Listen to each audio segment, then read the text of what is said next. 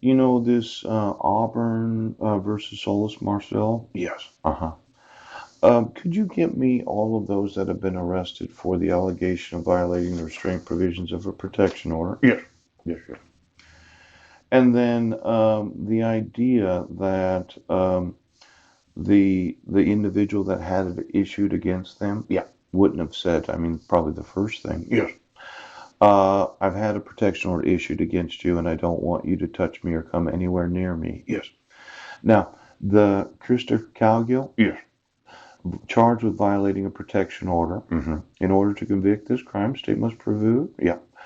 On December 31st of 2015, there existed a protection order. Yeah. Even though I wasn't in Sequim, Washington. Yeah. There's the forgeries, Right. the felony, Yes. the fraud. Mm-hmm. And then there's the additional condition that happens to violate my constitutional right to civil rights, civil liberty, Yes. and not have to do what you say. Pooh.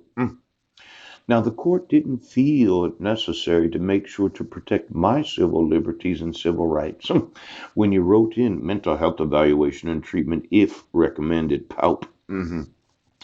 Now, this idea of knowing of the existence of it Yes. and that I was in Sequim, Washington on December 31st of 2015. Yes.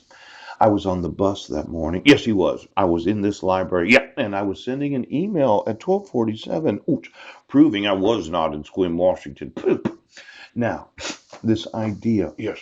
City of Auburn versus Solis Marcel, 119 Washington. The intent of the Domestic Violence Protection Act is to protect the victim of domestic violence and communicate the attitude that violent behavior is not excused or tolerated.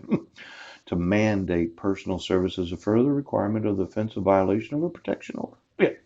Would undermine the legislative intent by creating an incentive for domestic violence perpetrators to avoid court appearance and avoid personal service.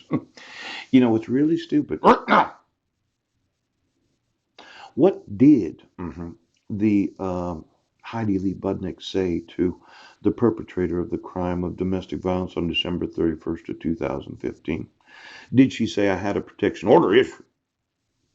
Well, what did Heidi Lee Budnick say to the perpetrator of the crime on June 16th of 2017? I've had a protection order issued.